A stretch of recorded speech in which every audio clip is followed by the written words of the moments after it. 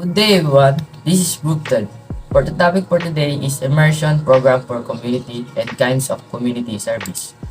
Community immersion is allows individuals who are not familiar with the people and communities where they will work immerse themselves in these settings. This gives them the opportunity to reflect on their assumptions, attitudes, and the knowledge base of their profession and to gain cultural competence. It's devised as a scheme in casting and conscientizing pupils merely so that they may be socially cognizant and responsible to their communities. It is a strategy that goes beyond simply informing us about community, concern and empower us to engage in their resolution. Furthermore, there are numerous indicators of incorporating community service.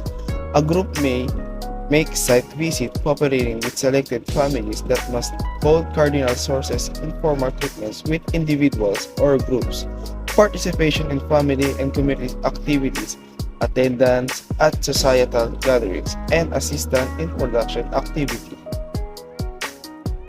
Community immersion. Community immersion is a strategy and community organizing that is sought to imbibe among the NSTP trainers a better understanding and realization of the different community concerns through the exposure of actual life situation, specifically in the deprived, depressed, and the underprivileged or DDU communities. When we say community immersion is an actual event with a purpose, and that is to experience the diversity of a community.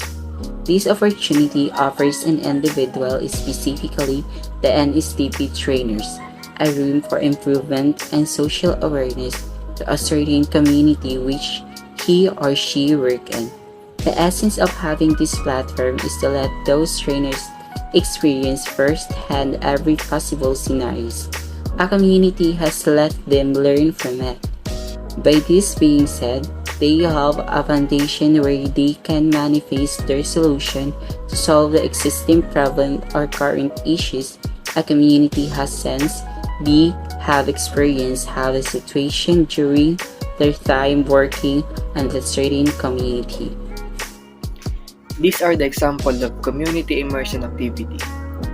First, handicraft making, doormat, basket, and flower making using indigenous materials. Second, literacy program for adults, health awareness and medicine. Third, literacy program for the children, basic education. Fourth, feeding for children. Fifth, home visit. Sixth, living with selected families. Seventh, informal discussions with individuals or group. And last, sharing in household and community activities. Effects of community immersion to you as a student. Enhance cognitive skills. Immersion students typically develop greater cognitive flexibility, demonstrating increased attention control, better memory, superior problem-solving skills, enhanced understanding of their primary language. So now, in dual language immersion programs, students are immersed in another language through the study of core academic content, language, art, math, science, and social studies. So, language immersion programs are an exciting option for parents who want their children to have the advantage of a rigorous academic program while also learning two language. So, language immersion programs offer families a unique opportunity for their child to learn the same content as any other North Carolina public school student. So, while becoming fluent and literate in a second language. Student in language immersion programs also experience increased global awareness and cognitive benefit, such as increased students' engagement, higher capacity for critical thinking, and accelerated academic performance. So, students that remain in language immersion programs through their academic careers typically experience expanded career opportunities and may even gain fluence in a third language or more. Community immersion programs can fulfill different purposes.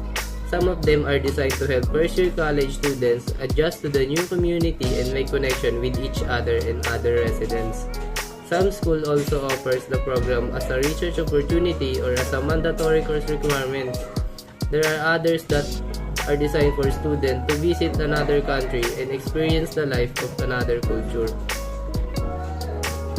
Types of community service. So the first type that we are going to talk about is called indirect service learning, which is not always visible. So in this type of service, working indirectly with individuals and organizations to address a community issue or need. So examples are painting rain barrels for land and water conservation efforts, revitalizing buildings and structures, creating a community garden.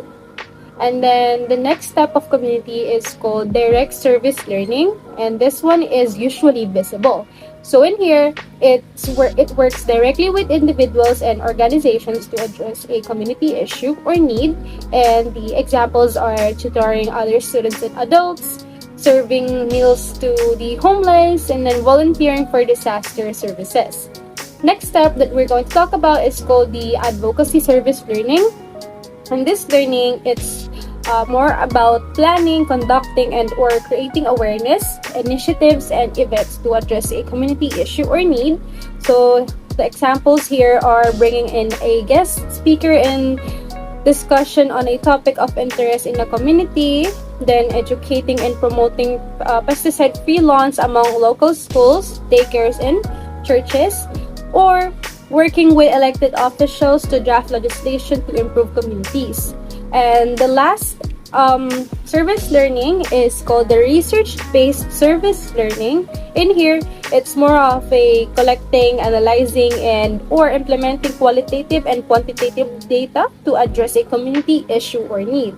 So the examples here are analyzing an organization's survey results to evaluate the effectiveness of their program, conduct energy audits in public buildings, and compiling history of facts.